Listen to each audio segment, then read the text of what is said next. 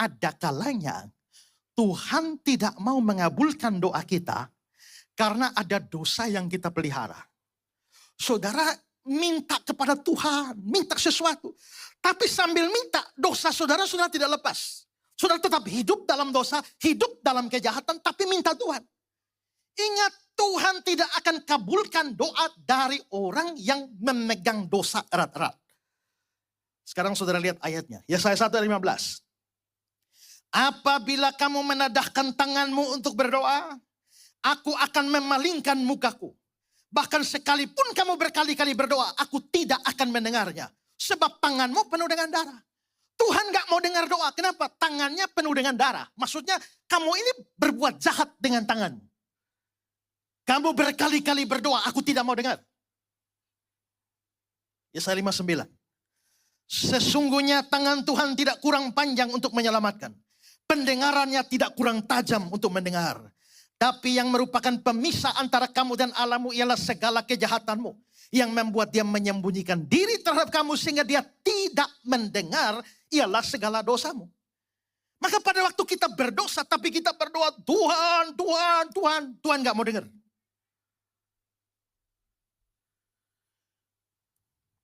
Nah saudara-saudara, tapi untuk Paulus, apakah Tuhan mendengar doanya?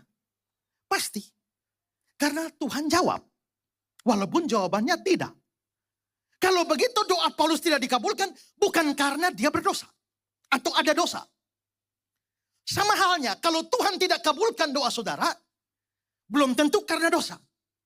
Tapi tetap ada kemungkinan bisa jadi karena dosa. Karena itu kalau saudara berdoa dan Tuhan belum kabulkan, saudara koreksi diri. Jangan-jangan ada dosa tertentu yang saya pegang erat-erat sehingga Tuhan gak mau kabulkan.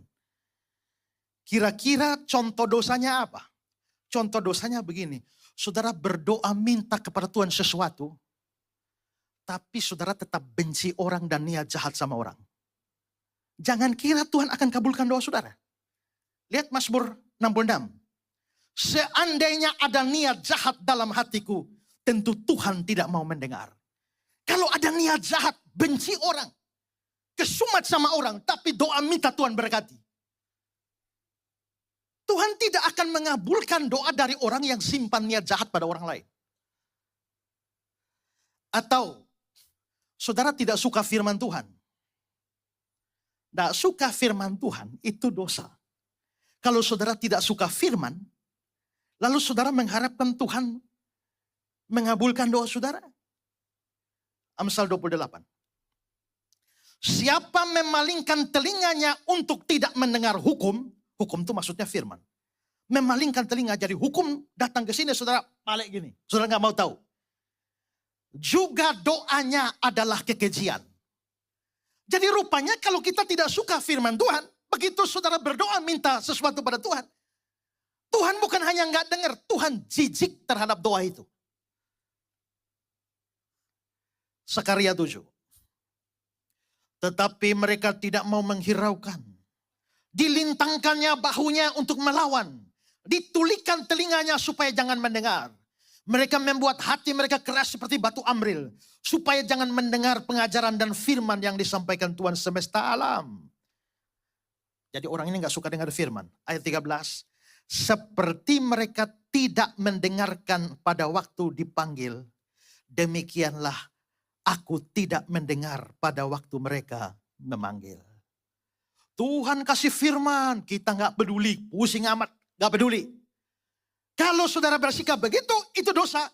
Maka giliran saudara kena masalah, Tuhan tolong aku. Tuhan juga tidak peduli.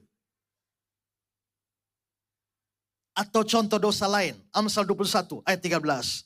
Siapa menutup telinganya bagi jeritan orang lemah, tidak akan menerima jawaban kalau ia sendiri berseru-seru. Kalau ada orang susah datang minta tolong, saudara bisa tolong, hanya nggak mau tolong. Maka begitu saudara berseru, saudara pun tidak akan menerima jawaban. Jadi dosa itu bisa menjadi penghambat doa. Maka kalau